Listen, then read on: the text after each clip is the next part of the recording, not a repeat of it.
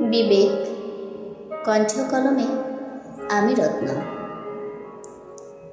বিবেকবিহীন মানুষ দিয়ে সমাজটা যে ঘেরা, মিথ্যেটাকে জাহির করে সত্যি বানায় তারা। বিবেকহীন এই মানুষগুলো শুধুই মুখোশধারী, সামনে থেকে সুবোধ সাজে, ভেতরে রকমারি।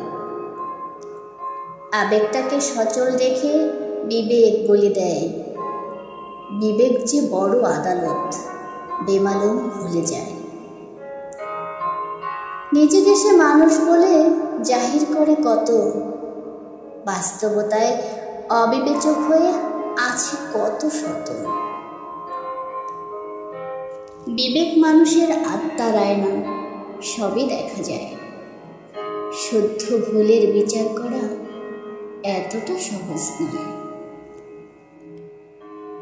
আবেগের কাছে হারায় যেজন, সেই তো মানুষ নয়। আসলে সেটাই প্রতিনিয়ত এই সমাজে হয়। বিবেক আজকাল বিক্রি হচ্ছে খুবই সস্তা দরে। মনের বিবেক বড় আদালত, আইন কি প্রয়োজন পড়ে? নিষ্ঠুর এই দুনিয়াতে বিবেক গেছে ছেড়ে। যাদের বিবেক সদা জাগ্রত, তারাই ধুকে মরে। ভুলিয়া মানুষের শ্রেষ্ঠত্ব আর নৈতিক আদর্শ, বিবেকবিহীন মানুষগুলোই করে যাচ্ছে রাজত্ব।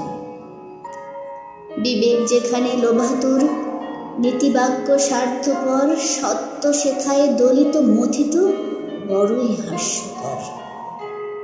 শ্রেষ্ঠ মানব হতে হলে বিবেক শানিত করো, হিংসা লোভ ভুলে গিয়ে মনুষ্যত্ব বোধ করো। ধন্যবাদ সবাইকে।